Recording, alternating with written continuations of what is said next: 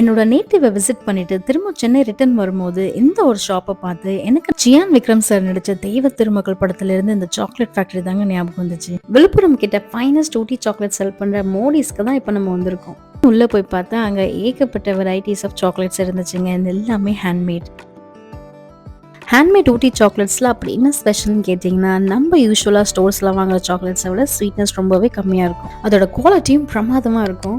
So கொஞ்சம் over boat போனாலும் நமக்கு திகட்டாது. இது மட்டும் இல்லாமல் சில இன்ட்ரெஸ்டிங்கான ஐஸ்கிரீம் ஃப்ளேவர்ஸும் இருந்துச்சு. ஃபார் எக்ஸாம்பிள் கிண்டர் ஜாயோட ஃப்ளேவர் இருந்துச்சு அண்ட் ரம் ரைசன்ஸ் இருந்துச்சு.